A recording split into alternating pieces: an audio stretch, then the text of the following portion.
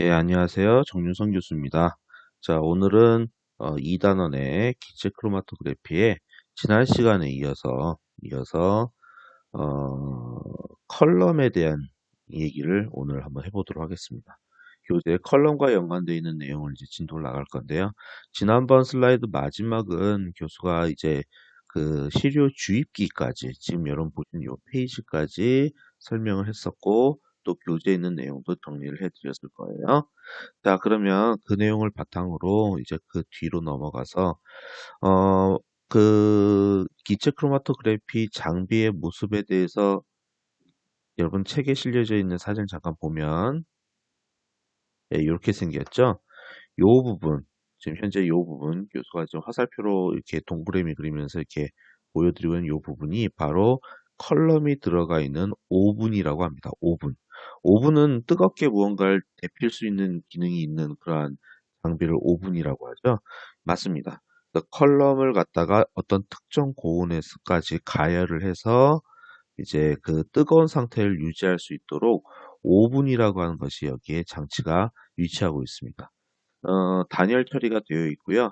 안에서 형성된 열이 바깥으로 쉽게 빠져나가지 않도록 가능한 한 이렇게 단열 처리가 철저하게 되어 있는 그러한 그 장비 및 공간이라고 말씀드릴 수가 있겠습니다. 자, 그러면은 무슨 얘기를 하고 싶은 거냐? 일단은 사진을 잠깐 볼게요. 이 오븐을 열어보면, 컬럼 오븐을 열어보면 안에 컬럼이 들어가 있습니다. 그리고 이렇게 띠지가 이렇게 설치가 되어 있고요. 띠지가 이렇게 두 개가 보인다는 얘기는 컬럼이 두 개가 연속으로 연결되어 있다는 그런 뜻을 이야기하는 겁니다. 그리고 이게 벽이 두껍잖아요. 되게 두껍죠. 그리고 여기 앞에 스티로폴 같은 거 이렇게 붙어져 있고, 그 다음에 이런 것들이 모두가 다 단열 처리를 해놓은 겁니다. 잘 보이실지 모르겠지만 이쪽 끝에서 무슨 돌기 같은 게 있어서 여기서 선이 이렇게 내려오고 있고요. 그 선이 들어와서 이 컬럼에 들어가서 돌다가 이쪽으로 선이 이렇게 빠져나가는 걸 볼 수가 있습니다.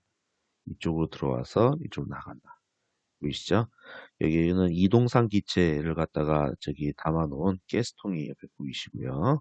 자, 그렇게 이해하면 되겠고요. 자, 그래서 이런 식으로 컬럼을 두 개를 연속으로 연결해서 사용도 가능한, 뭐 하나만 설치해도 상관이 없는데, 그 어떤 물질을 분석하느냐에 따라서 컬럼을 길게 연결해서 흘려줘야지만 분리 분석이 가능한 시료를 내가 측정한다. 내가 그 샘플을 이렇게 이체 크로마토그래피에서 검출해 내려고 한다 그러면 컬럼을 두 개까지 연결을 해서 길게 늘려서 컬럼 간의 길이를 연장시켜서 실험하는 방법도 있습니다. 자, 그렇게 이해하시면 될 것 같고요. 그래서 이런 식으로 이렇게 감겨져 있는 거를 여러분께 보여드리는 거예요. 자, 보통 컬럼관은 겉에가 구리 같은 재질, 노란색으로 감겨져 있는 그런 재질도 있는가 하면 지금 여러분 사진에서 보는 것처럼 하얀 은색으로 이렇게 되어 있는 관들도 있습니다. 이게 은색관은 알루미늄 관, 보통 알루미늄 재질의 관들이 이렇게 은색으로 띄고 있거든요. 그 겉에 있는 금속 재질은 그 어떤 용도로 사용되는 컬럼이냐에 따라서 그건 케이스 바이 케이스로 다 다릅니다. 다양한 금속 같은 것들을 저기 재질로 해서 컬럼을 보통 만들어요. 자, 컬럼에 대해서는 좀 이따 책에서 보다 더 자세하게 설명이 나오니까 그때가 설명 듣길 바라고요. 이렇게 감겨져 있는 게 되게 미세한 아주 가느다란 어, 그 철사 같은 것들이 상당히 여러 겹 이렇게 감겨져 있으면 이거 길이를 다 풀면은 진짜 뭐 50m, 100m는 기본적으로 되는 그런 컬럼이 되겠습니다. 자, 컬럼의 내부는 이제 어떻게 채우느냐에 따라서 내부를 꽉 채운 충전 컬럼과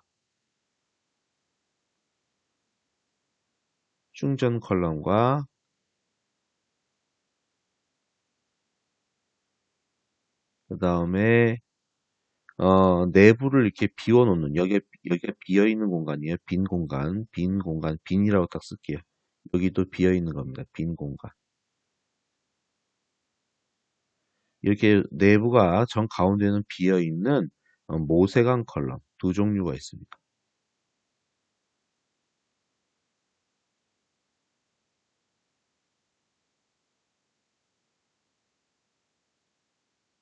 그럼 여러분들한테 설명을 드리고 싶은 거는 여기를 기준으로 해서 왼쪽은 아무리 기체 크로마토그래피라 할지라도 내부를 어떤 작은 실리카 알갱이라든지 어떤 특정한 물질로 어떻게 꼭꼭 채워서 넣은, 즉 충전해서 넣은 그러한 고정상으로 채워져 있는 충전 컬럼이 있는가 하면 내부가 비어져 있는 모세관 컬럼, 이렇게 두 종류로 보통 컬럼의 종류는 나뉩니다. 형태에 따라서 내부가 채워져 있니 아니면 내부가 비어 있니를 가지고 이제 컬럼을 나누고요.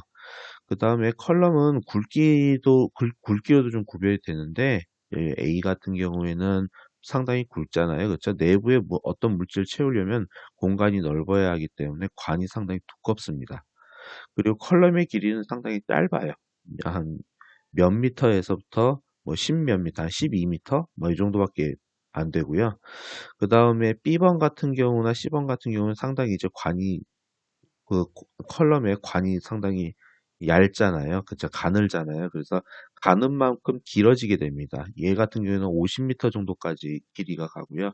얘가 이제 100m까지 길이로 구성되는데, 내부 구조는 어떤 식으로 되어 있냐면은 이쪽 부분은 겉에는 금속으로 되어 있거나 아니면은 폴리이미드로 되어 있습니다. 폴리이미드나 금속 재질로 겉에가 되어 있다는 의미는 뭐냐면은 뜨거운 열로 가열이 가능하다는 거예요. 가열에 견딜 수 있다.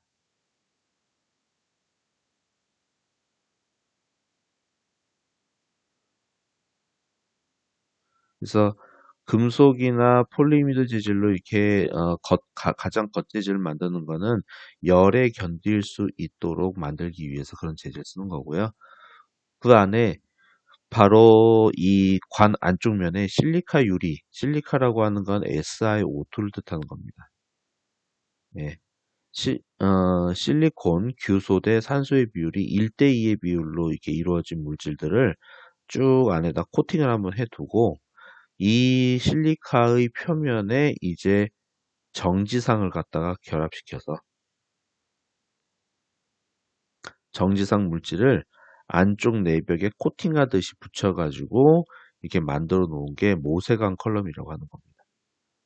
거의 뭐 겉에 껍질, 중간 껍질, 안쪽 껍질 이런 식으로 해서 한 3겹 구조로 되어 있는 게 특징이에요. 그러니까 실리카 유리 자체는 이 관 자체에 직접적으로 정지상이 결합돼서 붙기가 쉽지가 않기 때문에 관 안쪽 면으로 들어와서 특정 정지상이 그 관의 내벽면을 안쪽에서 코팅하는 것처럼 그 코팅이 되도록 이렇게 결합을 시킬 수 있는 받침 역할을 하는, 예, 그런 역할을 하는 부분이 바로 실리카 유리 부분입니다. 그렇게 이해하시면 되겠어요. 자, 책은 좀 이따가 보고 밑줄 칠 테니까 일단 전체적인 스토리부터 이해하셨으면 좋겠습니다. 자, 그리고요, 아까 그러면 이제 또 또 뭘 설명할 거냐면, 그러면 안에 채우는 요 물질 있잖아요. 요 안에 결합시킨 요 물질. 가장 안쪽 면에 코팅하듯이 이렇게 해놓은 요 정지상의 종류가 뭐냐에 따라서 또 두 종류의 형태로 또 컬럼을 구별합니다. 무슨 말이냐면은 폴리실록세인을 결합시킨 컬럼, 아니면 안쪽 면에 폴리에틸렌 글라이콜, 우리나라 발음은 폴리에틸렌 글리콜이라고 발음을 하는데, 어쨌든 폴리실록세인을 정지상으로 내벽면 안쪽에다 코팅을 한 컬럼이냐, 아니면 폴리에틸렌 글라이콜로 코팅을 한 컬럼이냐, 컬럼을 크게 두 종류로 나눠서 구별합니다. 먼저 이 폴리실록세인이라고 하는 예시가 여기까지 설명이 나와 있는 거니까 여기 위까지 이렇게 한 덩어리로 봐서 공부를 해주시는 게 맞아요. 여러분 책에 지금 요 그림 나와 있죠? 그림 몇 점 몇에 나와 있나요? 그림 네 2.9번에 나와 있는 건데, 예, 여기 윗부분으로 봐주셔야 됩니다. 요거 설명이 조금 어려우니까 여러분 좀 잘 들어주셔야 될 것 같은데, 또 집중해서 잘 들으세요. 그리고 책에 없는 그림도 좀 동원해서 교수가 좀 설명을 좀 하려고 합니다. 자, 먼저 이제 눈앞에 보이는 것만을 갖고 이야기를 할게요. 자, 여기 먼저 이 화면에 보시면 이 실리카 벽이라고 하는 게 보이시죠? 보니까 어때요? 규소 하나에 산소가 두 개씩 이렇게 연결되어 있는, 그렇죠? 1대2의 비율로 계속 교대로 쫙 연결되는 게 보일 겁니다.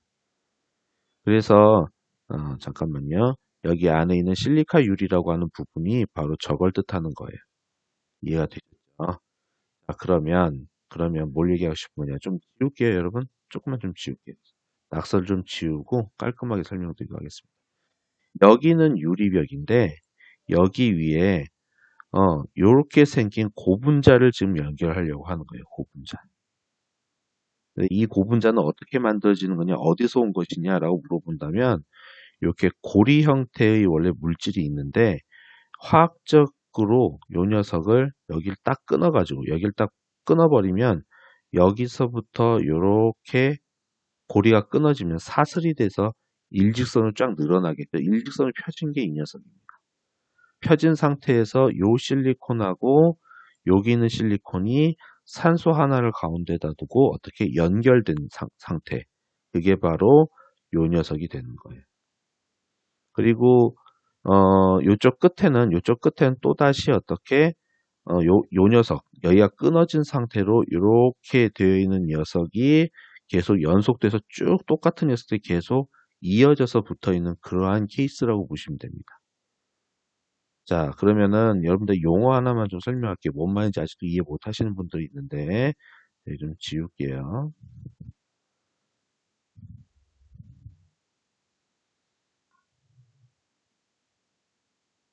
자, 그러면 폴리라고 하는 용어가 뭐냐면은 똑같은 녀석이 여러 번 반복되는 이런 뜻이에요. 아이고, 미안합니다.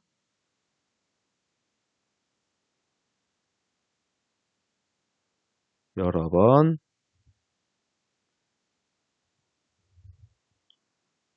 반복되어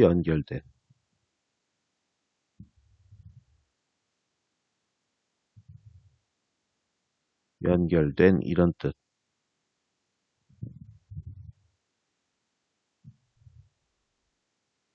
이 폴리라고 하는 용어가 그런 뜻이에요. 이제 실록세인이 뭐냐면 실록세인은 요 녀석을 뜻하는 겁니다.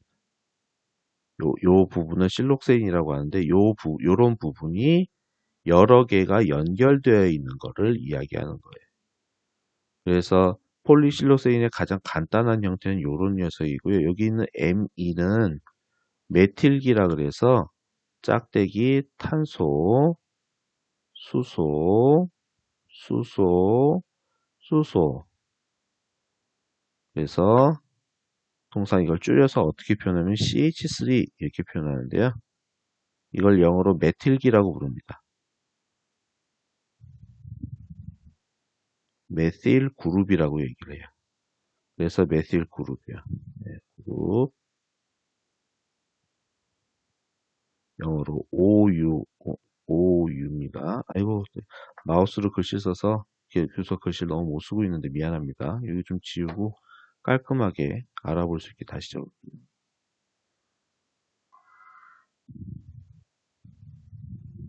네, 됐죠? 네, 그래서 여기 앞에 ME를 따서 여기다 이렇게 표현을 해 놓은 겁니다. 이해가 되셨죠? 네. 자, 어쨌든 이렇게 되어 있는 게 가장 기본적인 메틸기가 붙어 있는 폴리실록세인이에요. 폴리다이메틸 뭐 이렇게 실록세인 보통 이렇게 불러주거든요. 메틸기가 두 개 붙어 있어서 다이메틸, 두 개의 메틸기가 붙어 있는 실록세인이라고 해서 여기 메틸기가 여기 하나 총 두 개가 실리콘에 붙어 있기 때문에 규소 이 원자에 붙어 있기 때문에 다이메틸, 두 개의 메틸기가 붙어 있는 폴리실록세인이다 이렇게 이름을 붙여준 경우가 있고요. 책에 등장을 합니다. 그리고 어떤 저희 폴리실록세인 같은 경우에는 어, 지금 다이메틸 실록세인이 95% 붙어 있고 나머지 5% 정도는 요런 형태의 녀석이 붙어 있는 폴리실록세인이 있다는 거예요. 그러한 폴리실록세인이 여기에 위치하고 있다는 거죠. 여기에. 지금 요 녀석은 바로 요 녀석을 뜻하고 요 녀석이 지금 이 녀석이라고 지금 교수가 이야기하고 있는 거예요. 자, 그래서 자, 이제부터 자, 이렇게 해서 요 녀석이 고분자의 형태로 연결이 쭉 돼 가지고 어떻게 앞서서 말하는 자, 이좀 지우고 자, 여기 내벽면에 결합된 상이라고 하는 위치에서 붙어 있으면 안쪽 면을 코팅해 버리면 정지상이 제대로 어, 침착되었다. 다시 말하면 부착되었다는 뜻인데 공식 명칭으로는 흡착이라고도 이야기하는데 이 착자에 좀 유념을 하셔야 되는데 요거 같은 경우에는 내부에 충전이 되어 있는 상태고요. 정지상이 충전되어 있다고 이야기하고 지금 요거 같은 경우에는 흡착되어 있다 또는 침착되어 있다라고 이야기를 하는 건데요.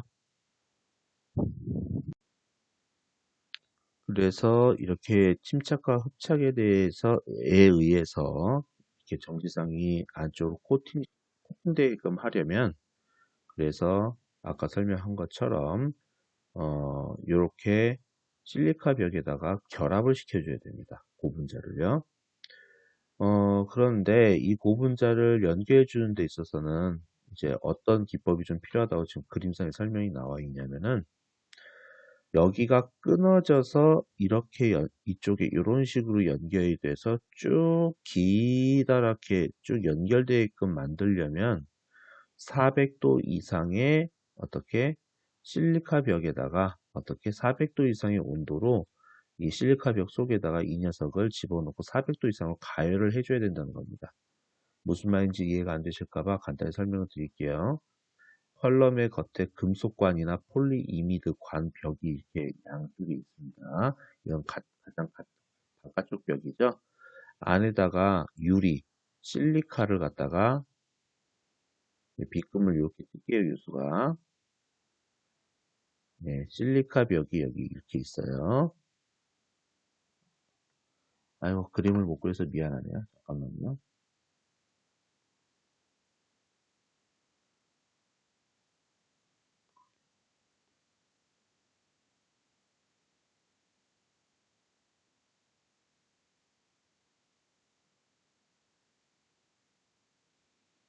실리카 벽이 이렇게 있잖아요. 그쵸? 예, 실리카 벽이 이렇게 있는데, 이제 지금 여기 교수가 이제 여러분 헷갈릴 테니까 형광펜을 쓰실게요. 얘네를. 예, 얘네를 갖다가 이제 연결을 하기 위해서 요 녀석, 여기서부터 여기까지 해당되는 요 녀석이요.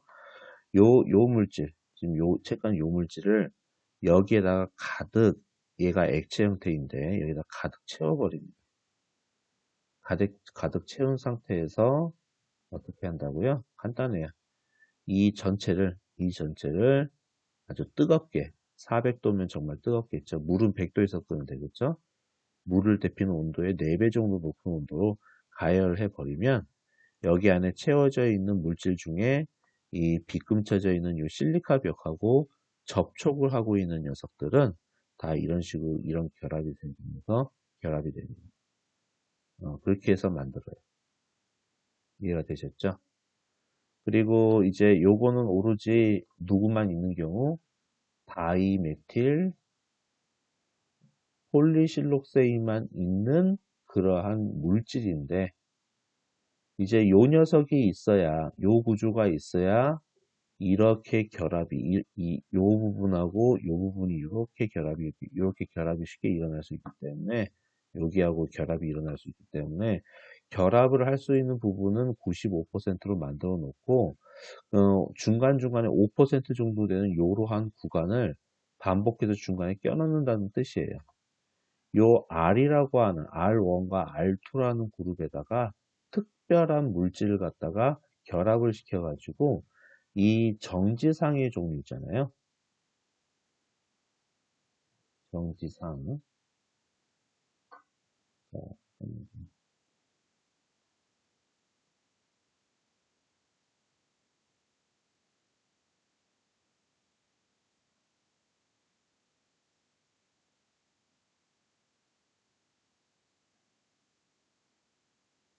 이것가 되었든 뭐 요거가 되었든 요거가 되었든 뭐 요거는 서로 같은 거라고 했으니까 이러한 정지상의 종류는 수십 가지가 있습니다. 수십 가지가 있어가지고 되게 다양한데 왜 그렇게 다양하냐면은 실리카 벽에다가 결합을 시켜주는 정지상의 종류는 왜 이렇게 다양하냐면은 요게 R1과 R2에 어떤 물질을 R1과 R2에 붙이냐에 따라서 정지상의 종류와 기능이 수십 가지 종류로 다양해지게 됩니다. 그렇게 이해하시면 되는데 이렇게 생긴 게 폴리실록센이라고 하는 정지상의 형태를 이야기하는 거고 폴리에틸렌 글라이콜 같은 경우에는 이제 이거 또 지워줘야 되겠네. 또 지울게요. 자, 정신사나워서 그래요. 여기 교수가 표시하고 있는 요 부분 있잖아요. 요 부분에 쭉 이어져 있는 고분자들을 이렇게 카보왁스라고 생기는 요런 형태의 녀석으로 결합을 시켜버려서 그러니까 요 자리에 누구를 얘를 집어넣는 뜻이에요. 여기 산소가 이렇게 빠져나와 있는데 여기 옆에 요 부분에 누가 붙느냐면 요 실리콘이 붙는 겁니다. 실리콘이 붙는 거예요. 그렇게 해서 요 물질로 위에 붙어 있는 고분자를 대체하게 되면은 폴리에틸렌 글라이콜이라고 하는 녀석이 붙어 있는 그러한 뭐가 만들어진다? 정지상이 결합된 모세관 컬럼이 만들어진다라는 이야기가 되는 거예요. 자, 앞에서부터 되게 교수가 공들여서 설명하는 이유는 컬럼에서는 그러니까 크로마토그래피에서는 컬럼이 거의 생명이에요. 포인트이기 때문에 가장 핵심 중요 부분이기 때문에 요거를 꼭 내부 원리를 좀 잘 이해를 하셔야 되기 때문에 차분차분하게 설명을 드리고 있는 거니까 그렇게 이해하시면 되겠습니다. 아시겠죠? 자, 그 다음에 여러분 책을 보시다 보면 어떤 표현들이 나오냐면은 여기 붙은 알기 같은 거에 대해서 이야기를 할 때 탄소 10개짜리 또는 탄소 22개짜리 뭐 이런 표현들이 많이 나와요. 무슨 말이냐면은 그냥 탄소가 연속해서 쭉 연결되어 있는 개수를 의미하는 건데요. 책을 보다 보면 이해를 못 하시는 분도 있을 것 같아요. 교수가 예를 들어서 간단히 설명드리면 여기 하얀 거는 보통 우리가 수소라고 보통 이야기를 하고요. 가운데 수소랑 좀 연결되어 있는 이런 녀석들을 탄소라고 통상 이야기를 합니다. 위에 있는 건 딱 봐도 탄소 5개, 수소 12개가 연결되어 있는 녀석이죠. 이런 분자를 우리가 뭐라고 부르냐면요. 탄소가 5개인 화합물 또는 탄소가 5개인 분자 이런 식으로 부릅니다. 오로지 탄소와 수소로만 이루어져 있는 탄화수소를 부를 때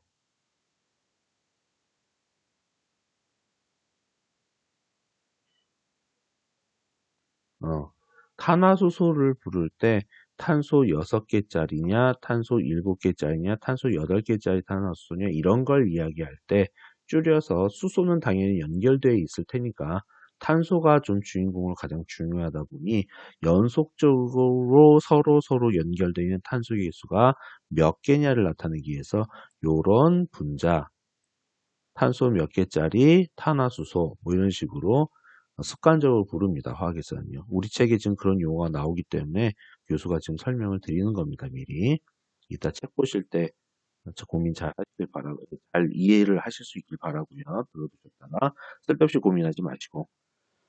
그 다음에 여러분 책에 보면은 이제 컬럼을 이용해서 분석을 하다 보면 결과 데이터로 이런 그래프가 나온다. 크로마토그램이 나온다라고 그림 2.10번에 소개가 되어 있어요. 이게 도대체 무슨 말인지부터 설명을 드릴게요. 자, 요거 2번 같은 거 물질은 어떤 물질이 지금 분리돼서 나올 때 나오는 그 봉우리 피크냐면은 이렇게 3,3-다이메틸 2부테이놀이라는 이름을 갖는 이러한 물질 있잖아요. 이런 물질이 분리돼서 나올 때 나오는 봉우리라고 지금 설명하고 있는 거고요. 이 4번 같은 경우는 여기 적혀 있는 대로 3메틸2헵타논이라고 하는 아주 이름 흉악하게 생겼죠. 그렇죠? 이렇게 흉악한 이름을 갖고 있는 이런 분자가 봉우리가 픽이 나오는 모습이라고 지금 소개를 하고 있어요. 그리고 조금만 더 옆에 잘 눈을 좀 돌려서 1번 봉우리는 탄소 9개로 이루어져 있는 탄화수소가, 그 다음에 봉우리 3번은 탄소 10개로 이루어진 탄화수소가, 그 다음에 탄소 11개로 이루어진 탄화수소는 6번 봉우리에서 나온다고 이렇게 소개를 하고 있어요. 이제 대충 교수의 말을 들으면, 아, 봉우리를 볼 때 이게 어떤 의미다라는 게 대충 살포시 보이시죠? 이렇게 보이시면은 좋은 겁니다. 이렇게 볼 줄 아는 게 상당히 중요한 거예요. 자, 그러면은 뭘 얘기하고 싶은 거냐면, 여러분은 이상한 걸 느끼셔야 돼요. 야, 이거 그래프 보니까 뭔가 말이 안 되는 게, 1번 같은 건 물질 하나니까 봉우리가 한 개가 나온 게 맞겠지. 3번도 탄소 10개짜리 물질 한 종류니까 봉우리가 하나가 나오는 게 맞단 말이에요. 5번, 6번도 마찬가지야. 그런데 지금 요 2번이나 4번을 보면 물질은 딸랑 하나인데 어쭈 왜 봉우리가 이렇게 두 개씩이나 튀어나오지? 두 개로 갈라져서 나오지? 봉우리 이렇게 한 물질이면 하나로 나오면 되는 거 아니야? 하나? 봉우리가 뾰족 딱 하나만 나오면 되는데 왜 두 개로 갈라져서 나올까? 요거에 대해서 이제 여러분이 이제부터 책을 읽으면서 이해를 하셔야 되는데, 혼자서 읽으시면 정말 이해가 안 되거든요. 그래서 교수가 설명을 하나 해드릴게요. 책에는 여러분들이 일반화학은 제대로 공부하고 이 수업을 듣는 사람들이 대부분이겠지라는 가정하에 기초 설명은 다 생략을 하고 막 설명을 막 미친 듯이 설명을 갈겨놨어요. 여러분 입장에서는 정말 죽을 맛이란 말이에요. 그래서 교수가 PPT에 추가적인 내용을 넣었습니다. 지난 시간에 드렸던 PPT 자료에 없는 지금 그림이 들어가 있는데, 사실 지난번에 이것까지 넣어서 드리려고 했었거든요. 그런데, 자꾸 추가로 넣은 페이지 수가 많아지는 걸 여러분이 또 바라보면 부담을 또 많이 느끼시더라고요. 그래서, 그냥 진짜 참고만 하고 그냥 흘려 보내도 될 만한 내용 같은 것들은 여러분한테 다운로드 받아서 가져가시라고 할 때 그냥 흘려보내도 될 건데 이해하는 데는 좀 도움되는 이러한 것들은 장수 쓸데없이 안 늘리기 위해서 뺐습니다. 빼고 여러분께 드렸고요. 지금은 이제 강의를 제가 해야 되니까 여러분 앞에 설명을 해야 되니까 제가 설명에 도움되는 필요한 모든 화면들은 지금 이 영상에서 보여드리면서 설명드리도록 하겠습니다. 필요하면은 살짝 메모만 좀 하시면 될 거예요. 자, 여러분은 거울상 이성질체라는 말을 들어보신 적이 있나요? 일반화학에서 공부하시다 보면 거울상 이성질체라는 말을 공부하시게 됩니다.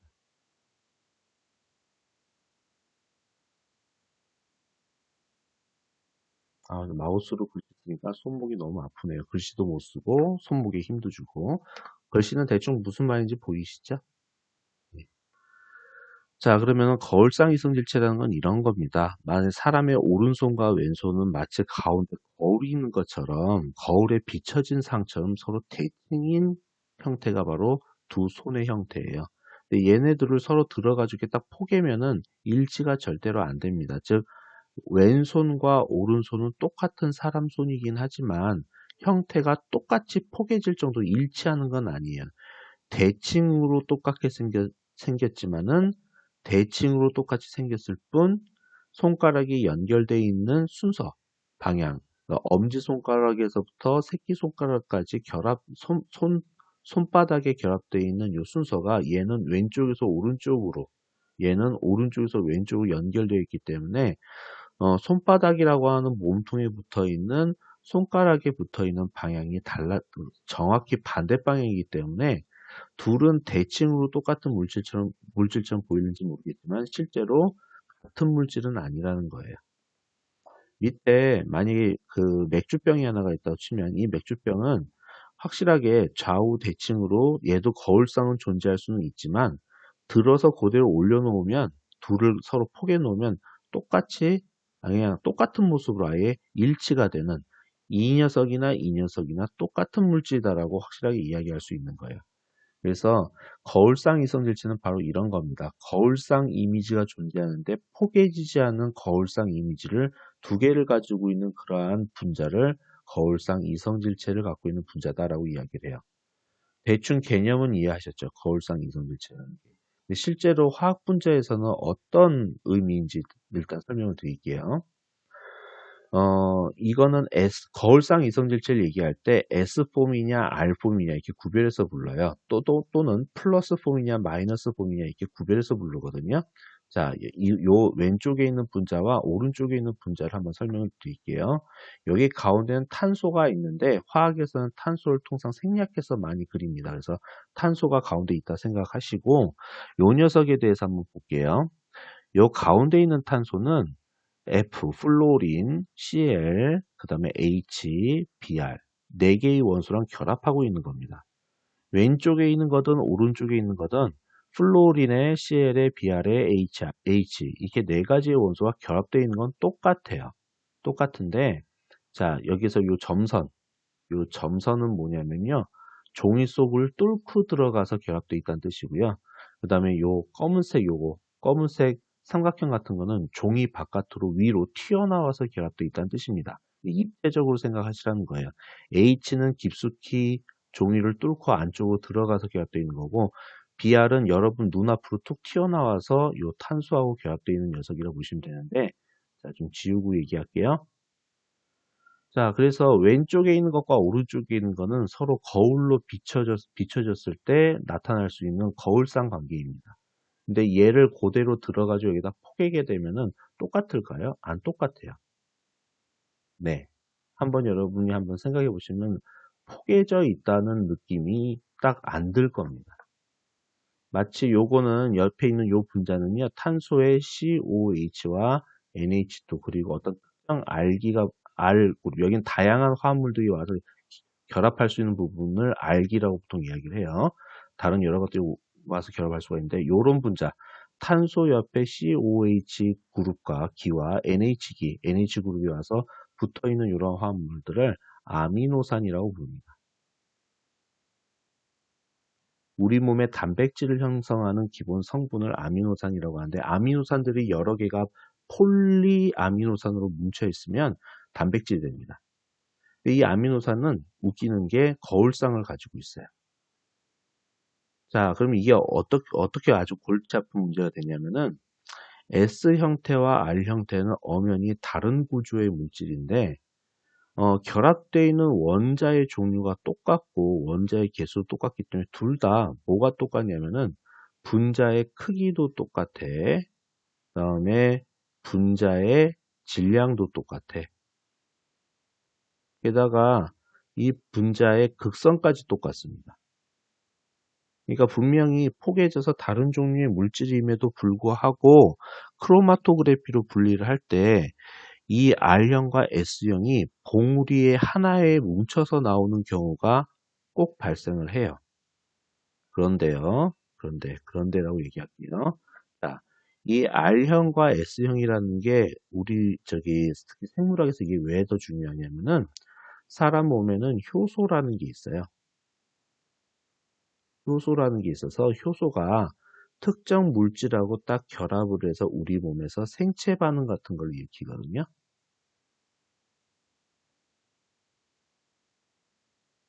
아무리 중심 원자 주변에 똑같은 녀석 1번, 2번, 3번,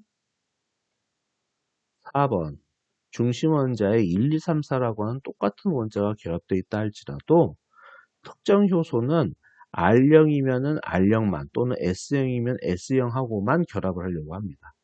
지금 효소는 딱딱 되게 정확한 녀석이기 때문에 마치 열쇠와 자물쇠의 관계처럼 이렇게 R폼이냐 S폼이냐에 맞는 어떠한 딱 결합할 수 있는 틀을 준비하고 있는 녀석이 효소예요. 그래서 아무리 분자의 크기가 똑같고 분자의 무게도 똑같고 분자의 극성이 똑같다 할지라도 성질이 똑같다 할지라도 이 결합되어 있는 배열 방향이 전혀 다르면 전혀 효소하고 결합해서 화학 반응, 생체 반응을 절대로 일으킬 수 없는 그런 분자들이 바로 거울상 이성질체의 둘 중에 한 분자의 형태예요. 그래서 우리 몸에서 각종 특정 약물이나 호르몬 이러한 것들이 거울상 이성질체하고 상당히 연관이 있습니다.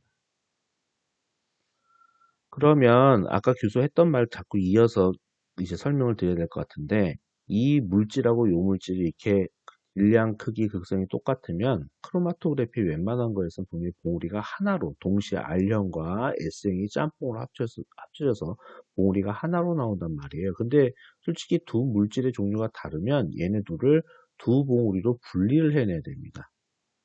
예, 어떤 특정 방법으로 세종대왕이 초콜릿을 주면서 하는 말은 미안합니다. 옆에 아이폰 위치가 막 반응을 하네요. 자, 다시 설명할게요.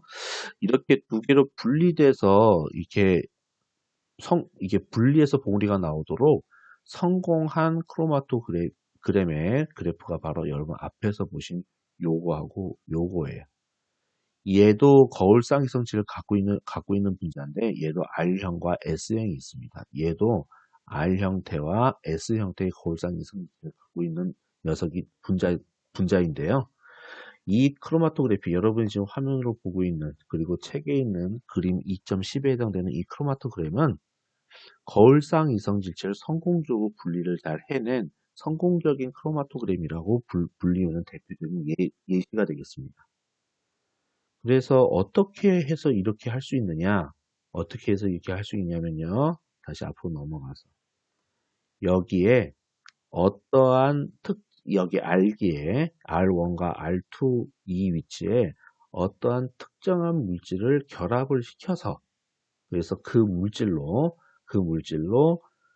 흡착을 시켜서 실리카 벽에다가 내벽에다 코팅을 해놓은 그러한 고분자, 이 특별한 R1이나 R2에 특정한 물질을 붙인 그러한 고분자를 실리카 내벽에 이렇게 코팅을 해서 요 부분에 요 결합상에 정지상이라고 아까 얘기했죠. 정지상에 특별한 그렇게 물질로 되어 있는 걸 코팅을 해서 그러한 모세관 컬럼을 이용해서 분리를 했을 때 이런 결과가 나온다는 겁니다. 그럼 그 교수님 그 특별한 물질이 뭔가요? 또 되게 궁금하잖아요. 특별한 물질이라고 그냥 넘어가면 안 되잖아요. 그렇죠? 우리 책에도 그 설명이 나와 있어서 교수가 설명 안 할 수가 없는데 이제 좀 어려워진다는 게 바로 이것 때문에 그렇습니다. 책에서는 어떤 물질을 예시하냐면요. 이 CD는 컴팩트 디스크의 약자가 아닙니다. 자, 이제부터 교수가 이야기할게요. 책에도 나오는 용어입니다. CD는 이 말의 약자입니다. 사이클로 덱스트린. 그래서 앞에 사이클로 할 때 C, 그 다음에 덱스트린 할 때 D 이걸 따서 CD 이렇게 부르는 건데요. 여러분 요렇게 생긴 거 하나 있잖아요. 요렇게 하나 생긴 거를 덱스트린이라고 부릅니다.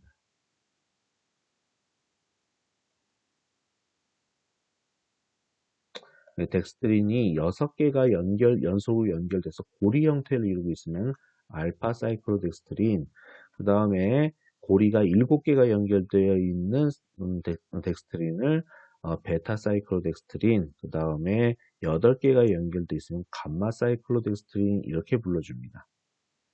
얘네들이 실제로 모여있는 모습은 이렇게 고리 형태로 이렇게 생긴 건데요. 웃기는 거는 멀리서 보면은 이 알파, 베타, 감마 사이클로덱스트린은 이렇게 컵 형태처럼 생겼습니다.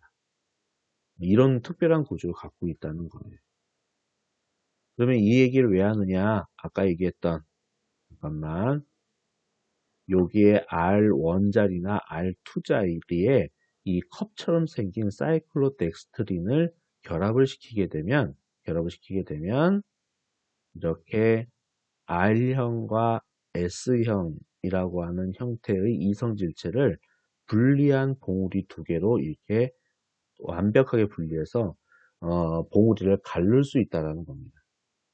어떤 원리로 그렇게 가를 수 있어요? 생긴 모양하고 저렇게 갈라지는 거하고 교수님 무슨 상관인가요? 물어보는 친구들이 많을 겁니다. 자, 그래서 학생들한테마다 교수가 설명을 하기를 자, 이게 베타 사이클로 덱스트린인데 이게 밑에 있는 거는 어떤 특정 부분에서 이 그림을 따왔기 때문에 교수가 이렇게 참고문으로 적어놓은 것 뿐이니까 이거는 신경 안 쓰셔도 됩니다. 이 영상을 외부인이 봤을 때 이 그림을 어디서 도용해 왔느냐 이게 따져 물으면 여기서 찝어 갖고 왔습니다. 솔직히 말하기 위해서 인용을 어디서 해야 하는지 밝힌 것 뿐이니까요. 여러분들이 신경 쓰실 필요는 없고요. 없고 자 어쨌든 알파, 베타, 감마등 간에 어떤 사이클로덱스트린류는 이렇게 컵 모양의 형태로 생겼으며 겉에 이렇게 뭔가 더듬이 같은 게 빠져나와 있는 구조이다라고 이제 보여주고 있잖아요. 자, 이걸 잘 봐주시고요. 그래서 무슨 말 하고 싶은 거냐? 어떤 특정 논문을 한번 찾아보고 연구 사례 같은 걸 찾아보면 되게 빈번하게 보이는 건데 이게 컵 모양으로 돼 있다 보니까 이 컵 속에 싹 끼어 들어갈 수 이렇게 삽입될 수 있는 특정한 적당한 구조를 가지고 있는 물질들은 이 컵에 살짝 끼워 들어가서 살짝 이렇게 끼워 맞춰져 있다가 다시 빠져나올 수 있다라고 합니다. 이게 무슨 소리를 하고 싶은 거냐? 자, 설명을 드릴게요. 만약에 베타 사이클로덱스트린 같은 이런 컵 같은 형태의 물질을 여기 R1이나 R2에 붙인 상태에서 요 실리카 필름에다 붙였다고 칩시다. 그러면 어떤 느낌이 보일까요? 여기에 이렇게 컵 형태의 꽃갈 형태의 컵 형태의 사이클로덱스트린이 여기 딱 설치가 된 거겠죠. 그러면 R 형태의 화합물하고 S 형태의 화합물이 서로 결합되어 있는 방향이 다르다 보니까 여기 와서 탁 붙어 가지고 빠져나갈 수 있는 녀석은 둘 중에 하나일 거예요. 무슨 말이냐면은 둘 다 들어와서 나갈 수 있다 할지라도 붙어 있는 방향이 좀 차이가 있기 때문에 얘가 여기에 딱 끼어 들어오면 1초 정도 붙잡혀 있다가 1초 뒤에 빠져나간다면 S는 딱 들어와서 1초 정도 붙어 있다가 1초 만에 빠져나가는 게 아니라 2초 정도 붙잡힌 다음에 2초 뒤에 빠져나가는. 그러니까 무슨 말이냐면 이 입체 공간에 어떤 그 R폼이나 S폼의 형태를 갖고 있는 물질이 들어왔다가 껴있다가 빠져나가는 시간이 둘 다 차이가 미묘하게 발생한다는 거예요. 그러니까 이런 컵들을 갖다 놓게 되면은 R형과 S형 두 개 중에 하나가 이 컬럼을 통과해서 지나갈 때 어떤 녀석은 오래 이 컵에 붙잡혀 있다 보니까 나중에 나오고 그 나머지 반대편 형태는 이 컵에 살짝만 붙잡혀 있다가 금방 나와버리기 때문에 컬럼에서 빨리 빠져나와서 이렇게 그래프가 두 가지로 갈려서 나온다는 거예요. 앞에 있는 게 R인지 뒤에 있는 게 S인지 아니면 반대로 앞에 있는 게 S고 뒤에 있는 게 R인지는 아직 어느 게 누군지는 몰라요. 모르는데 확실한 거는 R형과 S를 정확히 구별을 한다는 거죠. 구별해낸다는 거예요.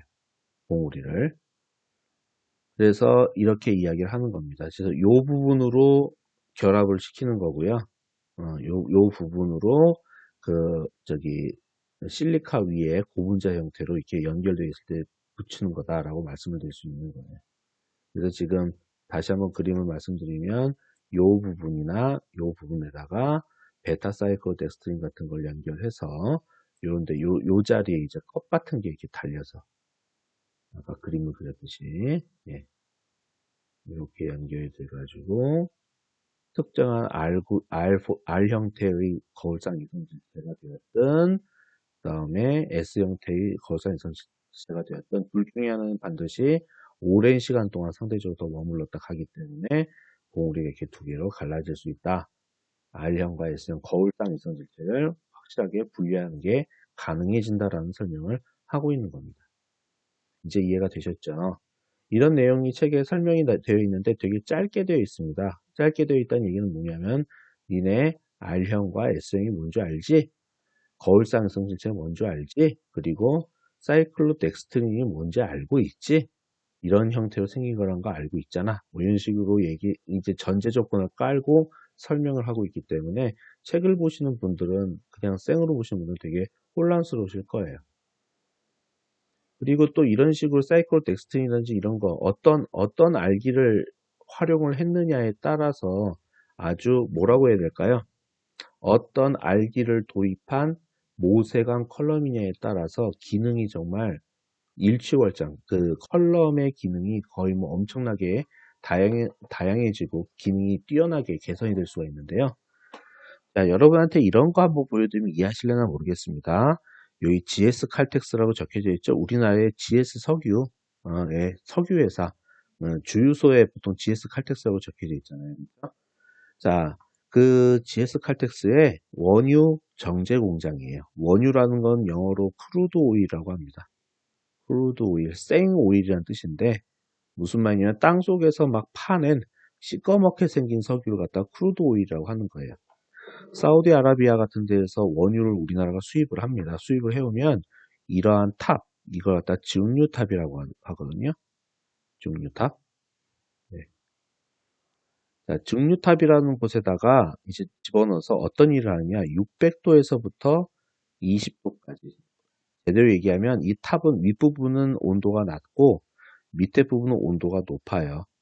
그래서 이 크루드 오일 속에는 탄소 하나짜리에서부터 탄소 100개짜리까지, 100개 이상, 이상까지 다양한 탄소의 개수가 여러 개인, 탄소 사슬의 길이가 여러 개인 다양한 탄화수소들이 다 섞여 있습니다. 그래서 600도 가까이 끓는 점의 차이들이 있어요. 탄소 하나째에서 4개짜리는 20도만 가열해도 금방 기체가 돼서 하늘로 날아갑니다. 그래서 맨 꼭대기에서 그 기체를 모으면 우리가 LPG 가스, LNG 가스, 네, 부탄가스, 프로판가스 그런 거 이야기하는 거예요. 그런 거를 모을 수 있고요. 탄소 5개에서부터 9개까지 이런 것들은 우리가 합성 섬유, 폴리에틸렌 섬유 뭐 이런 거 있잖아요. 그런 거 섬유 같은 걸 만들기 위해서 사용하는 그러한 탄소들이 탄소 5개에서부터 탄소 9개까지의 탄수화물이 탄화수소들이 그런 애들입니다. 그 다음에 중간에 120도 정도의 끓는 점에서부터 튀어나오는 그런 얘들. 이런 얘들은 누구냐면 탄소 5개에서부터 10개짜리에 해당되는 앞에서 그림에서 보여줬던 요 녀석들이에요. 어디 갔니? 요 녀석들. 탄소 5개에서부터 대충 10개까지 요 정도 해당되는 녀석들이 바로 휘발유라고 하는 녀석들입니다. 그러니까 우리 자동차에 들어가는 연료예요. 이 녀석들이 어떻게 네, 여기서 자동차의 그 뭐라고 해야 되지? 그 자동차의 휘발유 연료로 120도에서 끓어서 증기 형태로 나옵니다. 그러니까 끓는 점의 차이가 있다는 거예요. 탄소 10개에서 16개까지는 항공기에 들어가는 연료가 170도에서 끓어서 나오고, 그 다음에 270도 온도에서는 탄소 14에서부터 탄소 20개짜리 긴 사슬이 이제 철도, 특히 디젤 휘발유. 앞에 있는 거는 우리가 가벼울 경자를 써서, 이거는 휘발유라고 하고, 이거는 좀 가벼운, 기름에서 경유라고 하죠. 일명 경유라고 하는, 디젤이라고 하는 경유가 탄소 14개에서 20개짜리에 해당되는 겁니다.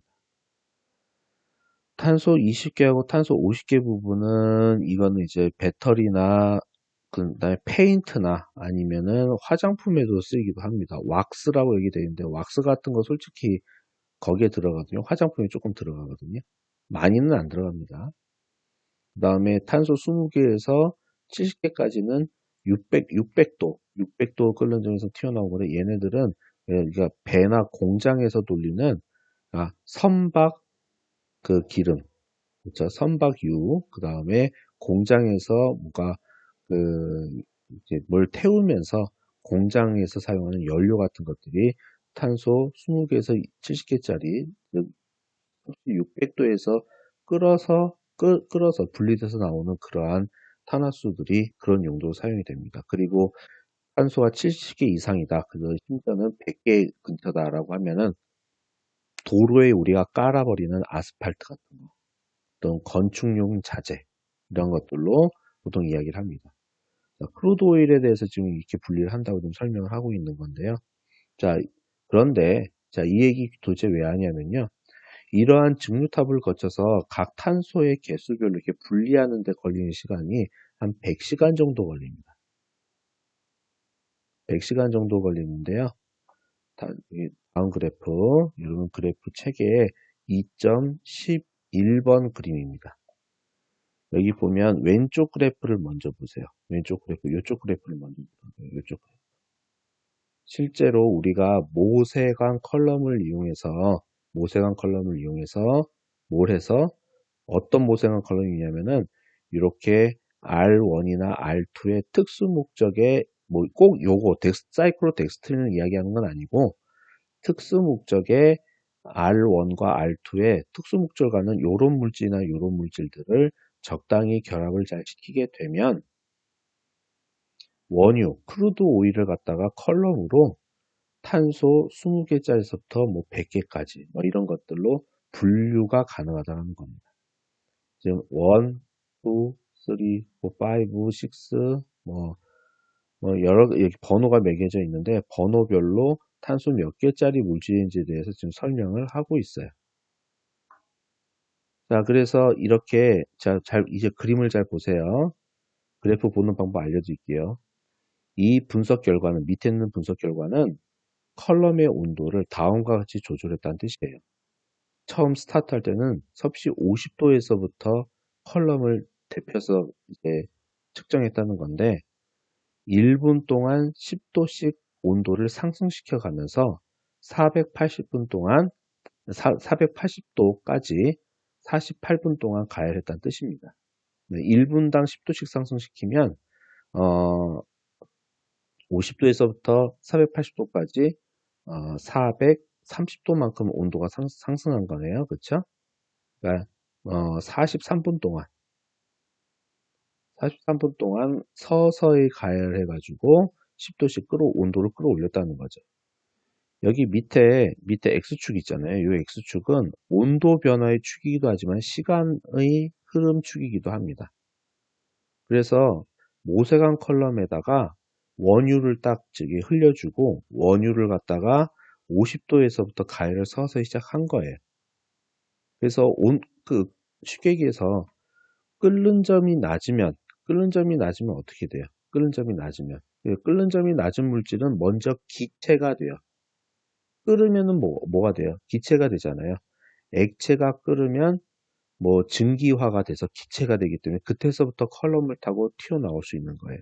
낮은 온도에서 튀어나온 녀석들에서부터 높은 온도에서 튀어나온 녀석들까지 이렇게 세세하게 증류가 가능합니다. 무려 43분 만에 어떻게 모든 종류의 원유의 안에 들어있는 성분이 깔끔하게 분리돼서 이게 피구로 다양하게 나온다는 거죠. 그렇지 않고 공장에서 이런 식으로 탑으로 분리하면 100시간 걸리던 거지 크로마토그래피에서는 금방 가능해지더라. 물론 앞에 있는 건 양이 많아서 그렇습니다. 양이 많아서 그러는데 아무리 소량으로 분리 분석을 한다 그래도 크로마토그래피에 있는 컬럼의 능력 때문에 이게 세세하게 분리하는 것이 가능해진다는 겁니다. 오른쪽 그래프는 뭐냐면요. 여기 시뮬레이티드라고 하는 용어 보이시죠? 이게 뭐냐면요. 이거는 디스틸레이션이 증류라는 겁니다. 여러분 시뮬레이션이라는 게 뭐죠? 컴퓨터로 예측을 하는 거죠. 전산 예측을 뜻하는 겁니다. 요즘에는 컴퓨터 프로그램이 상당히 좋아서 어떤 컬럼을 이용해서 50도에서 480도까지 온도를 쫙 끌어올리면서 어떻게 컬럼을 통과시키게 되면은 어떤 형태의 전체적인 그래프로 분석 물질이 나올 것이다라는 것을 예측해주는 프로그램이 좋은 것들이 되게 많아요. 실제 예측 프로그램을 돌리면 그래프가 아마도 이렇게 나올 겁니다 라고 보여주는 데이터가 나오는데 이 데이터랑 오른쪽에 있는 데이터랑 비교해보면 거의 비슷하죠. 생긴 모양이에요. 그렇죠? 물론 이쪽 부분이 좀 다릅니다. 여기가 볼록 튀어나오는데 여기서는 여기가 볼록 튀어나오고 말았죠. 아주 똑같을 수는 없지만 그래도 대략 예측은 가능하다는 겁니다. 요즘에 세상이 좋아져서 시뮬레이션도 어느 정도 믿을 수 있다 이런 내용들이 책에서 소개가 되고 있는 거예요. 이해가 되셨죠?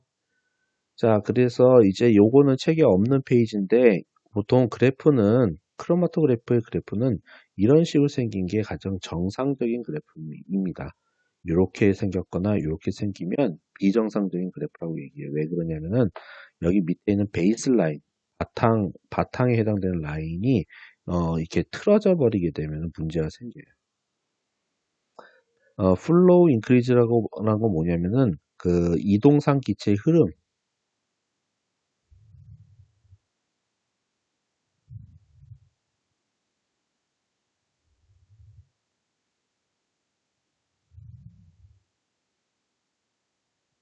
이동상 기체를 컬럼 안에서 흘려준 속도를 갑자기 증가시켜버리는 베이스라인이 올라가 버리고요. 반대로 속도를 늦춰버리기는 베이스라인이 떨어지게 됩니다. 그래서 이동상 기체의 흐름을 되게 일정하게 유지시켜주는 것도 상당히 중요해요. 그래서 앞에서 되게 멋있는 그래프, 요 그래프 있잖아요. 여기서부터 여기까지 베이스라인이 쫙 일정하죠. 이렇게 찍는 거 쉬운 건 아닌데 크로마토그래피를 다룰 때 이 베이스라인이 흔들리지 않고 평평하게 일정한 수준으로 갈 수 있도록 조절해주는 그런 것이 감각적으로 좀 길러져야 됩니다. 이 수업을 듣고 계시는 여러분들이 회사나 직장에서 이러한 그래프를 혹시라도 이런 기계를 다루고 계시는지 안 다루고 계시는지는 잘은 제가 모르겠습니다만은 만약에 이걸 목격하시거나 다룰 일이 생기시면은 일정한 흐름 속도로 물질을 이렇게 그 컬럼을 유지하면서 계속 이렇게 올려줄 수 있는 환경을 먼저 만드시는 게 상당히 중요하고요. 그리고서 분석하고자 하는 물질의 특징에 맞게 온도의 변화를 줘가면서 50도에서부터 480도까지 온도 범위가 너무 넓은데 어쨌든 간에 이렇게 온도의 변화폭을 줘가면서 분석을 할 수도 있어야 합니다. 그럼 여기는 보면은 계속 가면 갈수록 어떻게 그래프가 위로 올라가니까 어떤 느낌으로 받으셔야 되냐면은 갑자기 이렇게 낮았던 게 점점 높아진다는 얘기는 이동상 기체 흐름의 속도가 빨라진다는 뜻이죠. 무슨 말이냐면은 좀 지우고 얘기할게요.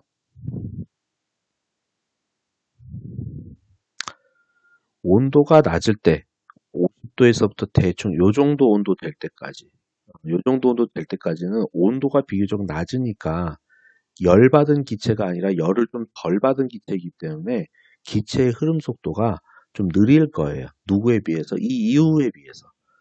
막 이쪽 온도는 뭐 이제 막 300도 넘어가고 막 400도 넘어가고 아주 정말 뜨거운 상태죠. 자, 열 받은 기체는 흐름 속도가 상당히 격렬하고 빠를 겁니다. 그러니까 베이스라인이 위로 요동을 쳐서 솟구치겠죠. 그러니까 온도는 줄일 수 없을 거예요. 왜냐하면 물질마다 끓는 점이 다 다르기 때문에 끓어서 나올 수 있는 그 물질들의 이 온도를 무시는 할 수는 없죠. 절대 무시는 하면 안 돼서 만약에 베이스라인을 일정하게 해주고 싶으면 시간이 지나면 지날수록 이동상 기체에 흘려주는 압력을 좀 낮춰주게 되면은 이제 베이스라인이 평평하게 잡히게 될 겁니다. 물론 나중에 가시게 되면 또 한 번 더 공부를 하시게 될 텐데 베이스라인을 평평하게 잡는 것도 가장 중요하다. 뭐 이런 얘기를 좀 하고 있는 거예요. 자, 그 정도로 보시면 되겠습니다. 여러분 그 그래프 해석하는 방법에 대해서 교수가 막 여러분께 설명을 드리는데요. 이렇게 이해하시면 좋을 것 같아요.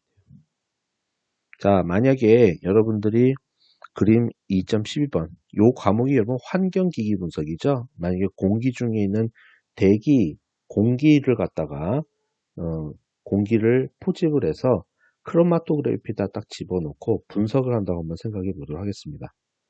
1951년도에 똑같은 도시에서 똑같은 도시 똑같은 장소에서 1951년도에 공기를 풍선으로 모아서 포집을 해서 크로마토그래피에다 딱 집어넣고 그래프를 그려봤다는 게 바로 왼쪽 그래프입니다. 보니까 봉우리가 몇 개가 있죠? 하나, 둘, 셋. 이거는 통상 우리가 숨 쉬는 그냥 깨끗한 평범한 기체인데 거기에 요런 기체하고 요런 기체, 에틸렌, 그 다음에 그 아세틸렌, 아세틸렌과 에틸렌 뭐 이런 것들이 섞여 있다는 걸 좀 보여주는 건데요. 어쨌든 이 당시의 공기에는 그 우리가 사람이 숨을 쉬고 그냥 안전하게 숨을 쉬면서 생활할 수 있는 평범한 공기 성분 외에도 또 다른 불순물 같은 게 2개 정도가 1951년도에 공기에는 함유가 되어 있었다. 이런 것이 섞여 있었다라는 것을 크로마토그래피 분석으로 알 수가 있는데 오른쪽에 있는 이게 1994년도에 똑같은 도시, 똑같은 장소에서 공기를 포집을 해서 1994년에 분석을 하면 뭐 엄청나게 많은 종류의 그러니까 질소나 뭐 메테인이나 이산화탄소야 인간이 일반적으로 숨 쉬는데 숨 쉬면서 사는 일반적인 그 공기의 구성 성분이기 때문에 이거는 문제가 될 수가 없는데, 뭐 에테인이라든지 프로페인이라든지 아이소부테인이라든지 엔부테인 같은 이러한 뭐라고 할까, 탄화수소 성분들, 그러니까 이게 바로 이제 환경 오염에서 이제 오염이 심해지면 심해질수록 많이 나타날 수 있는 그러한 성분들인데요. 이렇게 어떻게, 예, 분리돼서 많이 나오더라는 겁니다. 뭐 하여튼 요 정도로만 설명을 드릴게요. 과거보다는 요즘 공기가 물론 컬럼의 능력도 많이 개발됐기 때문에 더 많은 물질을 감지해낼 수 있도록 컬럼이 개선도 된 건 사실이긴 하지만 오늘날의 기체를 이제 환경 분석을 하기 위해서 기체 크로마토그래피를 한번 돌려보면 이렇게 세세한 물질들이 추가적으로 더 많이 검출되는구나라는 것을 알 수가 있습니다.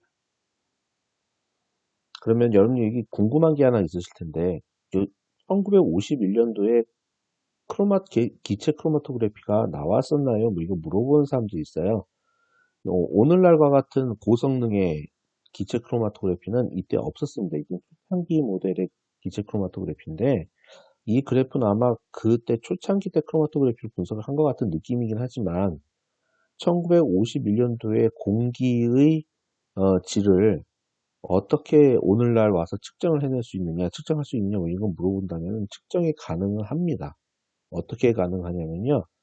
1951년도에 활동을 하다가 죽은 동물의 사체 중에서 포유류 같은 거 땅속에 들어가서 썩어서 흙으로 돌아가는 거 말고 그 당시에 하늘을 날아다니던 그 다음에 벌레 같은 거, 곤충도 있잖아요. 그런 곤충들이 이렇게 그 찐득찐득한 송진 속에 갇혀가지고 굳어져서 죽은 케이스. 그래서 썩지 않고 그 당시에 공기를 숨쉬면서 호흡을 하면서 살았던 동물이 그 상태로 죽어 있는 경우나, 아니면은 나무의 송진이 굳었는데 그 당시에 대기를 공기방울로 이렇게 그 포함한 상태에서 굳은 송진 같은 게, 송진이나 그러한 끈적끈적한 물질들이 굳어서 된 게 있으면 그 속에 들어있는 기포나 곤충 속에 들어가 있는 기체를 아주 적은 양이지만, 아주 미세한 양이지만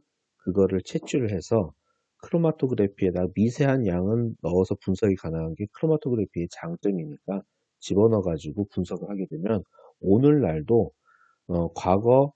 과거의 대기를 얼마든지 분석해낼 수 있는 그게 이제 그러한 연구가 가능해지게 됩니다. 그런 측정이 가능해져요. 그래서 충분히 가능하기 때문에 이런 데이터는 허구가 아니고 진짜 믿을 만한 데이터다 라고 보시면 되겠습니다. 이해가 되셨나요? 네, 교수가 막 1시간 넘게 지금 막 연장으로 막 설명을 했는데요. 들으실 때 좀 귀여우셨을 것 같아요. 자, 어쨌든 여기까지 해서 이제 컬럼에 대해서 이제 교수가 설명을 했고, 정지상에 대해서 이제 설명을 드렸어요. 하나만 더 얘기하고 요번 첫 번째 영상 여기서 끝내고요. 두 번째 영상은 이제 책을 보면서 정리를 해 드릴 테니까 지금 여기까지 설명을 들었으면은 아마 책을 정리하는 데는 시간이 그렇게 오래 걸리지 않을 겁니다.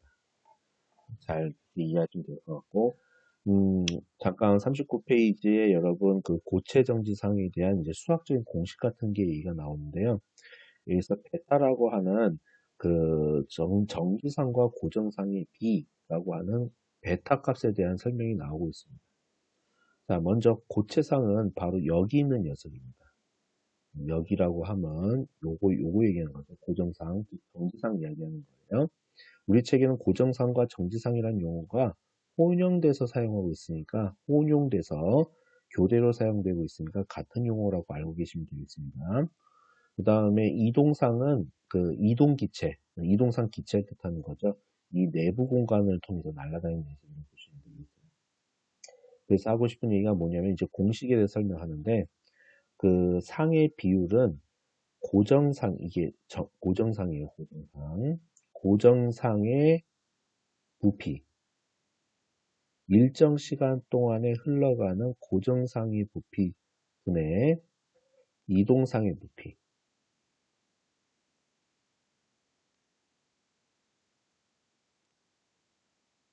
다시 한번 정확히 설명드릴게요. 이해가 안 되실 분도 있을 거예요.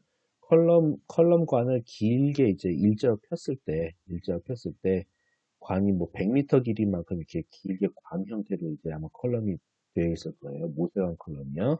그럼 이 내부에 앞을 틀어막고, 여기 뒤도 틀어막아서, 이 내부에 안에 내용물 부피를 계산해 봤을 때, 고정상이 차지하고 있는 부피 대 여기 비어있는 공간, 요 공간이요. 요 공간을 차지하는 이동상의 부피의 비, 그 비를 갖다가 베타값, 상의 비라고 이야기를 하는 거예요.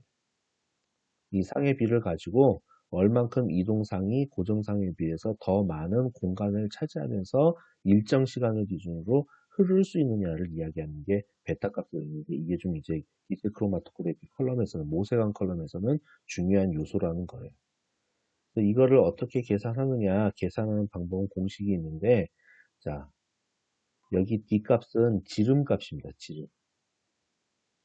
D 값은 지름을 뜻하는 거예요. 그래서 비어있는 공간의 지름을, 그 다음에 고정상의 지름, 고정상의 두께죠. 미안합니다.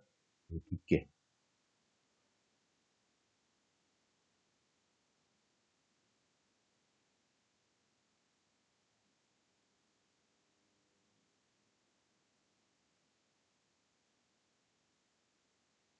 네, 고정상의, 즉, 네, 정지상이 이 모세관 컬럼 안쪽 면에 코팅되어 있는 두께를 D라고 해가지고, 이 VS분의 VM의 비율은 뭐하고 똑같으냐? 이 고정상 코팅 두께의 4배, 4배 한 것에, 4배 한 것으로, 이 내부의 그 비어있는 공간의 지름을 나눠준 거하고 똑같다는 겁니다.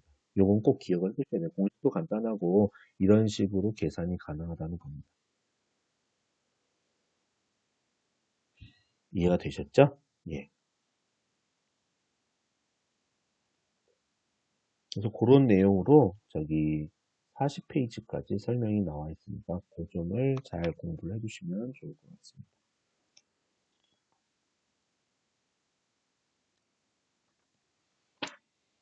이거 영상 빨리 끝내고 다음 영상에서 책을 보면서 설명을 드려야 되는데, 설명을 하다 보니까 중요한 것들이 자꾸 머릿속에 맴도니까 여러분한테 설명을 드리다 보면 자꾸 이게 말이 길어지거든요. 여러분들한테 이게 책을 읽다 보면은, 어, 그, 컬럼 내부에, 아까 전에 그림 중에,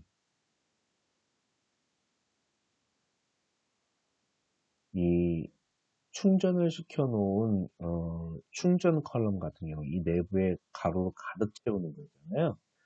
이 채우는 방식이, 여러 가지 방식이 있어요. 무슨 말이냐면은, 어, 이거는, 지금 설명을 드릴게요. 어, 용어 설명을 하려고 하는 건데, 이 침착이라고 하는 용어, 흡착이라는 용어하고 충전이라고 하는 용어, 교수가 설명을 드렸잖아요. 충전은 가득 채운다는 뜻이에요. 가득 채운다.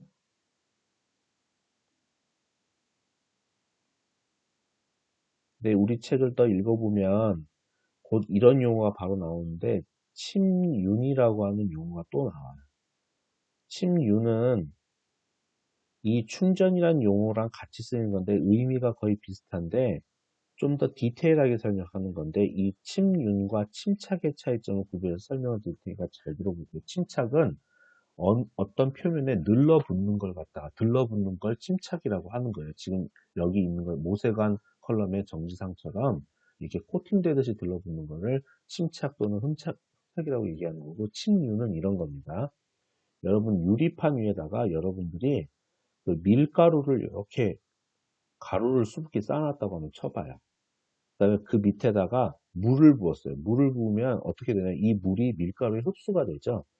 흡수가 된다는 얘기는 무슨 뜻이냐면은, 밑에서부터 그 주변에 있는 물들이 밀가루를 따라서 위쪽으로 점점 스며들면서 올라간다는 뜻입니다. 지금 충전하는 방식이 바로 침윤 방식으로 충전을 한다는 설명이 책에 나와요. 컬럼이 이렇게 딱 있잖아요. 컬럼관이 이렇게 있으면 내부에다가 이 실리카 가루, 이 실리카 가루요. 실리카 가루나 뭐 여러 가지 기타 여러 가지 성분들인데 이러한 가루 알갱이들을 안쪽에다가 컬럼 안쪽에다 가득 일단 마른 형태로 채워 넣습니다. 말린 형태로 채워놓은 상태에서 한쪽 끝에 그 어떤 용매, 아까 물과 같은 그런 용매를 딱 이렇게 갖다 대면 밑에서부터 말라 있는 내부 성분을 따라서 젖어 들어가면서 어떻게 침륜 형태로 스며들듯이 젖어가면서 이 고정상이 이 안에가 채워지게 돼요. 재밌는 건 뭐냐면 가루 형태로 안을 채워놨을 때는 가루 알갱이와 가루 알갱이 사이에 이렇게 비어있는 공간들이 되게 불규칙적으로 되게 많아요. 여러분들 여기 그림 보시면은 비어있는 틈새들이 이렇게 보이시죠? 그렇죠? 어떤 부분은 비어있는 틈새가 되게 넓고 어떤 데는 비어있는 틈새가 되게 좁을 거예요. 그런데 이렇게 밑에서부터 스며들듯이 그 용매를 침윤시켜가지고 이렇게 침윤 방식으로 충전을 하게 되면은 이러한 미세하게 비어있는 공간들이 모두 거의 균일하게 채워지게 됩니다. 그러니까 그 알갱이와 알갱이 사이에 비어있는 공간이 거의 다 똑같게 통일이 돼요. 통일이 되어가면서 상당히 그 충전 상태가 되게 오밀조밀하게 잘 이렇게 채워지게 됩니다. 그 침윤 방식으로 충전을 하기도 한다라는 설명이 책에 나오기 때문에 지금 미리 일단 용어에 대한 설명을 말씀을 드려요. 이따 책을 읽다 보면 또 잔설명해야 될 것도 되게 많고 밑줄 쳐야 될 것도 되게 많기 때문에 여러분들이 용어 같은 걸 그때그때 좀 이해를 좀 하고 있어야 빨리빨리 이해하고 이 책을 여러분들 이제 설명하면서 나갈 수가 있어요. 그래서 지금 말씀을 드리는 겁니다. 자, 첫 번째 영상 되게 길었는데 두 번째 영상 상대적으로 좀 짧을 겁니다. 첫 번째 영상 여기까지 잘 보셨으면 좋겠고요. 다음 영상에서 또 봅시다.